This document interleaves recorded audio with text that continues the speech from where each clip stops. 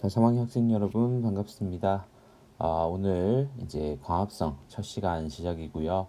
광합성 총 3강의로 나눠서 진행이 될 겁니다. 그래서 학습지도 총 3가지 학습지를 순서대로 여러분들 수강해주면 되겠습니다. 좀 분량은 사실 좀 많은 편인데 더 쪼개고 싶었으나 여러분들 강의 수라든지 이런 걸 조금 고려를 해야 돼서 일단은 선생님 크게 세 파트로 나눠서 수업을 준비했습니다. 첫 번째는 연목체의 구조와 기능에 대해서 전반적으로 다루는 내용이 되고요. 두 번째는 명반응에 대해서, 그리고 세 번째는 탄소 고정 반응에 대해서 수업이 진행될 예정입니다. 자, 먼저 첫 번째 학습지부터 한번 보도록 하겠습니다. 자, 연목체의 구조와 기능인데요. 세포호흡이 미토콘드리아에서 일어나는 반응이었다면 연목체는 이제 광합성이 일어나는 장소다라고 생각을 하면 되겠죠. 자, 연목체의 구조는 미토콘드리아와 같이 이중막 구조를 갖추고 있습니다. 자, 그리고 틸라코이드라는 용어가 나오죠. 자, 납작한 주머니 모양을 얘기를 하는데 이게 여러 개가 쌓이면 그라나를 구성합니다. 자, 틸라코이드 막에는 이 빛에너지를 흡수하는 광합성 색소 그리고 전자전달계 ATP 합성 효소들이 위치하고 있는데요. 자, 나머지 틸라코이드를 제외한 나머지 공간을 우리는 스트로마라고 합니다.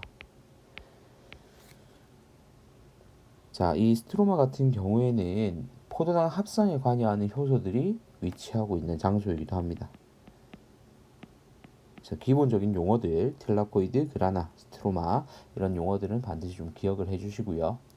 자, 연목체하고 미토콘드리아를 비교를 한번 해볼게요. 자, 먼저 물질 대사, 관여하는 물질 대사는 연목체는 광합성이고요. 그리고 미토콘드리아는 세포호흡이죠. 자, 전자전달계하고 ATP 합성 요소가 있어가지고 이 ATP 합성이 일어나는 장소를 얘들이 위치하고 있는 장소를 물어보는 거죠. 연목체는 오늘 얘기했다시피 티라코이드 막에 존재하고요. 미토콘드리아는 미토콘드리아의 내막에 위치하고 있습니다. 자, 공통점은 DNA 그리고 리보솜이 있고 물질 대사에 관여하는 효소들이 존재합니다. 이중막 구조도 공통점이고요. 내부의 복잡한 막 구조가 발달돼서 이 소기관의 크기 그 자체보다 더 넓은 표면적을 가질 수가 있습니다. 그렇기 때문에 에너지 전환의 효율이 상승하는 거죠. 그래서 여기까지 구조적인 부분에 대해서 확인을 했고요. 밑에는 광합성 색소에 대해서 다루게 될 겁니다. 자, 밑으로 한번 넘어가 볼게요. 자, 광합성 색소 같은 경우에는 말 그대로 빛에너지를 이제 흡수를 하는 장소죠. 그래서 얘들 역시도 틸라코이드 막에 위치하고 있습니다.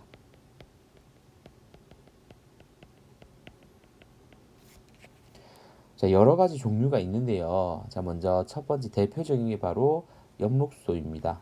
초록색을 띠고 엽록소 A, B, C, D 등이 존재를 하는데 우리는 여기서 말하는 건 대부분 엽록소 A를 얘기를 하는 겁니다. 그래서 광합성 과정에서 중심적인 역할을 하는 색소를 우리 엽록소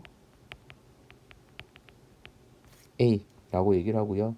일부를 제외하고는 뭐 광합성하고는 모든 생물들에는 이 A는 갖추고 있습니다.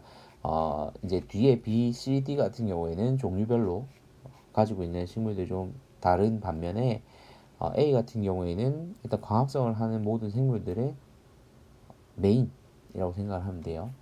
자, 그리고 두 번째 좀 빈칸이 길죠. 여기에 들어가는 게 바로 카로티노이드계 색소를 얘기합니다. 연목소 종류는 아니고요.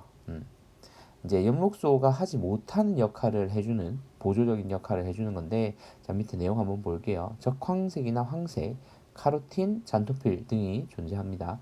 연목소 흡수하지 못하는 파장대의 빛을 얘들이 흡수를 해서 연목소 A로 너 이거 써 하고 전달해주는 역할을 하는 거예요. 그래서 빛을 분산시켜서, 그러니까 빛이 연목소에만 집중되는 걸 방지를 해서 엽록소 손상 자체를 막아주는 기능도 하는 게 바로 이 카로티노이드계의 색소입니다.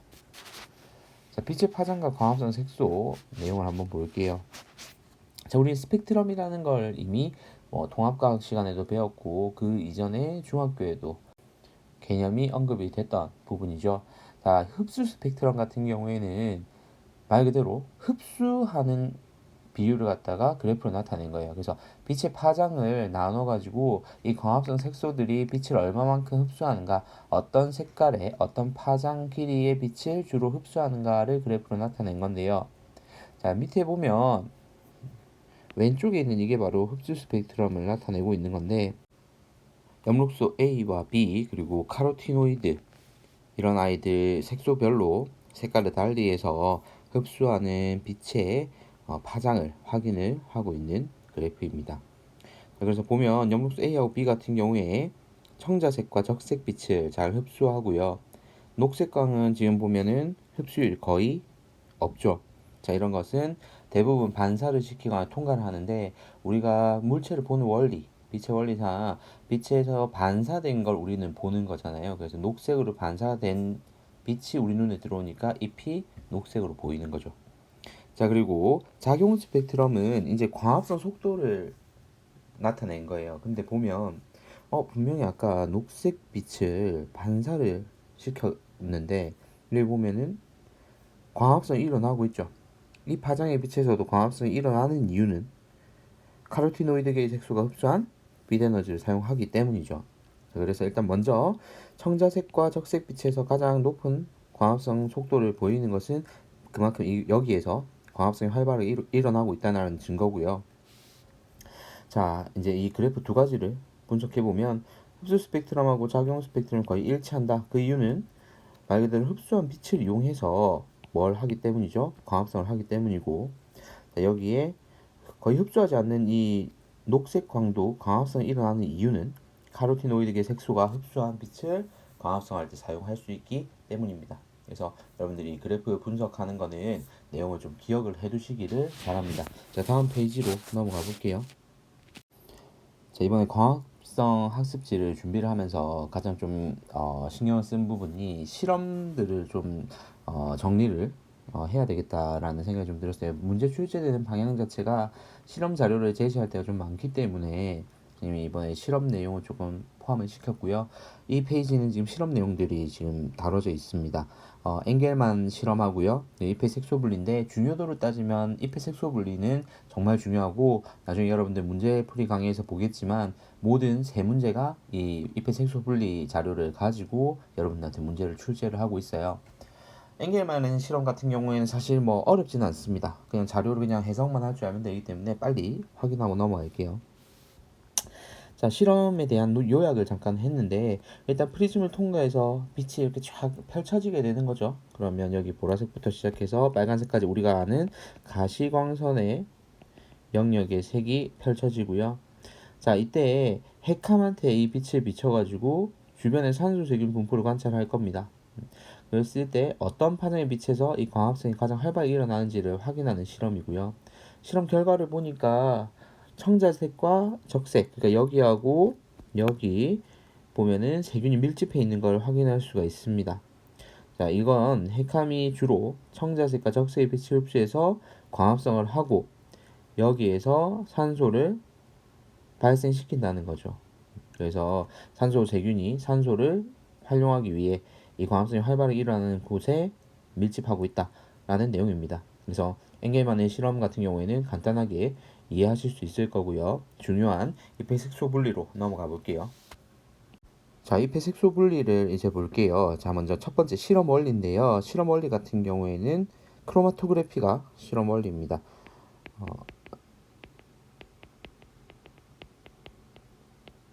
크로마토그래피 같은 경우에 다양한 종류가 있는데 종이 크로마토그래피도 있고요. 분필로 하는 크로마토그래피도 있는데, 여기에서는 TLC 판을 이용한 크로마토그래피예요. 그래서 얇은 판 크로마토그래피라고도 얘기를 하고요. 자, 실험 과정을 선생님 다 적어놨는데 실험 과정은 다 알 필요는 없으나 그래도 한번 선생님 설명을 하고자 내용을 좀 수록을 해놨습니다. 막자 사발에 이제 식임칩하고 추출액 5ml를 넣고 잘 갈아가지고 색소를 먼저 추출을 합니다. 자, TLC 판을 가로 1.5cm, 세로 10cm 크기로 자른 후에 한쪽 끝에서 1cm가량 떨어진 위치에 연필로 선을 긋고 원점을 표시한다. 자, 이 원점에 이제 계속해서 점을 찍어 줄 겁니다. 그래서 TLC 판은 여기 보면 적혀있죠. 씬 레이어라고. 이게 바로 얇은 판이라는 얘기고요. 알루미늄 판은 실리카 겔이 얇게 입혀져 있기 때문에 일반 종이 크로마토그래피보다 더 명확한 결과를 얻을 수 있는 장점이 있고요. 과정 1에서 얻은 색소 추출액을 이제 모세관으로, 말 그대로 얇은 빨대라고 생각하면 돼요. 이 모세관으로 TLC판의 원점에 찍고 말리는데, 이때 좀 더 농축을 시키기 위해서 헤어드라이기를 가지고 한 번 점 찍고 말리고 한 번 점 찍고 말리고를 좀 수회 반복하면 더 도움이 됩니다. 자, 그런 다음에 시험관에 전개액을 1, 2mm 넣어주면 이제 원점이 전개액에 깊이 담기진 않도록 합니다. 왜냐면 전개액에 잠겨버리게 되면 전개액으로 색소가 유출이 돼버리는 거죠. 빠져나가 버려서 제대로 된 전개를 할 수가 없습니다. 그래서 여기에서는 전개액이 말 그대로 얇은 판에 흡수되면서 이 흡수되는 액을 따라가면서 색소 분리가 돼야 되는 거기 때문에 절대 잠기면 안 되고요. 자, 그런 다음 TLC판을 시험관에 세워놓고 시험관 입구를 고무막이로 막는다. 고무막이로 막는 이유는 여기에서 휘발을 막기 위해서입니다. 휘발 증발 막기 위해서고요. 전개기 TLC판에 상단 가까이 올라가게 되면 TLC판을 꺼내서 전개기 상승한 상단 용매 전선, 그러니까 이 전개기 도달한 지점이라고 생각하면 돼요. 그리고 이 색소들 따라서 올라온 색소들이 이제 표시가 될 거거든요. 그 위치를 연필로 표시를 한 다음 거리를 측정할 겁니다. 자로 측정하면 되겠죠, 이 부분은. 자, 그런 다음에 여러분들이 확인해야 될 게 뭐냐면 바로 전개율이라는 개념인데요. 자, 밑에 내용 한번 볼게요. 자, 전개율 공식은 원점에서, 자, 처음 이 색소를 찍었던 이 원점부터 용매 전선, 이 용매가 올라간 거리를 먼저 측정을 해줍니다. 자, 이 거리가 바로 분모에 들어갈 거고요. 그리고 원점에서 특정 색소까지의 거리를 분자에 측정할 겁니다. 그래서 지금 색소의 종류에 따라서 다른데 카로틴 같은 경우에는 0.95, 잔토필이 0.85, 그다음에 엽록소 A가 0.36, 그리고 엽록소 B가 0.32 이런 식으로 되어 있죠. 자, 그러면 전개율, 말 그대로 빨리 따라온 순서대로 전개율이 결정이 되겠죠, 그죠? 자, 그러면 자, 가장 전개율이 높은 건 카로틴이죠. 그 다음이 잔토필, 그리고 엽록소 A, 마지막이 엽록소 B입니다.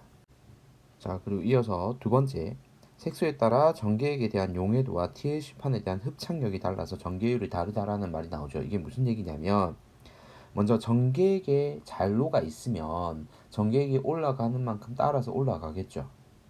그렇기 때문에 전개액에 대한 용해도가 클수록 전개율이 크고요.